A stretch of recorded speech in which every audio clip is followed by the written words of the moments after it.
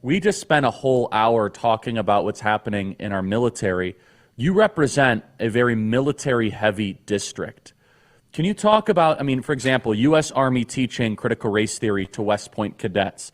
U.S. Navy orders this one, how Navy is training sailors on proper gender pronouns. U.S. Air Force Base Community Center hosts drag time story hour after initially being canceled by the military. What is driving this, Matt? And this is not a slight at the enlisted, at the wonderful heroes that serve in our military, but what about the officers? What about the people at the top levels of our military? Where is this coming from? Well, the patriotism still burns very bright among those who are signing up to serve our country in a variety of facets in the military. But does it feel sometimes, Charlie, like our military is being run by men in dresses at the Pentagon? Every time I have a question the opportunity to question Lloyd Austin, the Secretary of Defense, Mark Milley, the Chairman of the Joint Chiefs of Staff, they are just full-throated in their embrace of wokeism. Now you have a circumstance, Charlie, where service members can actually defy orders to go to a state like Florida or Texas or Mississippi because those states don't have the right abortion laws, or maybe the Don't Say Gay bill would allow someone to refuse orders. So this isn't just using the military for social justice goals.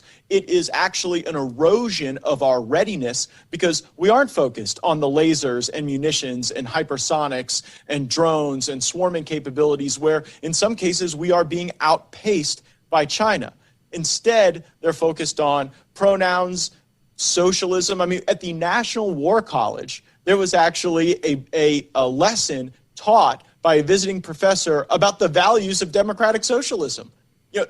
They realized that the DOD was one of the last areas of Washington, D.C. that had not been just totally sucked up by the radical left. They'd already controlled the Department of Labor, the EPA, the Department of Education, and the DOD was the last one. And now you see how focused and persistent the effort is from the Biden administration to ruin our military. But we only have a minute remaining, but help me understand this. So you have these neoliberal, neoconservative Republicans that want to invade every sovereign country in the world, like Lindsey Graham.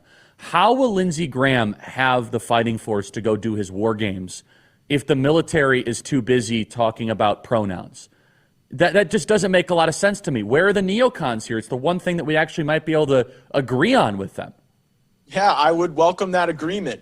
I want a military that is strong, focused, appreciated, and rarely used, and in fact only used for the interests of our country.